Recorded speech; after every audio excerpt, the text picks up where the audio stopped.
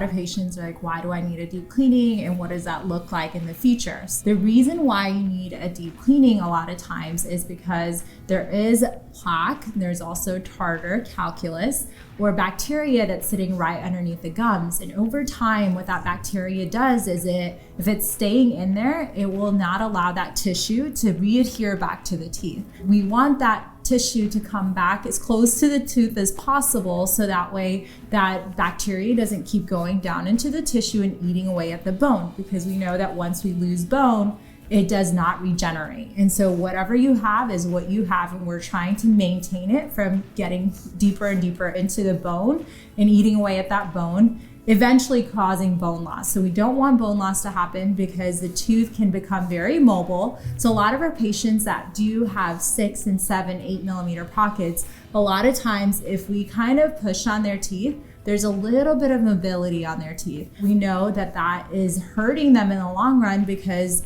it's not allowing for that tooth to sit into the bone and be anchored into that bone. The reason why it's also important after a deep cleaning to come back for your perio maintenance, typically we suggest 3 to 4 months. Sometimes if you're at a healthy state, we can push you up to 6 months, but we're always gonna be consistent on doing your x-rays once a year, or even doing your perio charting at least every time you come in, so that way we can keep a close eye on those areas that are at risk for more bone loss, so that way it doesn't progress into tooth loss. We see you a little bit more frequently because we're maintaining each of those areas, and we'll tell you, hey, this area has increased from a 5 to now maybe a 7 or a 6. And so let's do some more treatment in those areas. And so sometimes it could be in the form of antibiotics. Sometimes we'll say, hey, we might need to get a specialist involved. And so then we refer them out to a periodontal specialist, which is a gum specialist. And they'll give you options at their office that we can't do here, because we are just a general dental office. And so we try to tell you,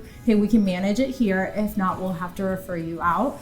But we don't know until you come back in for those perio maintenances or your deep cleaning, and we kind of see how you're dealing with these things, whether it could be improvement in your home care or it could be just things that we need to do as your professional hygienist.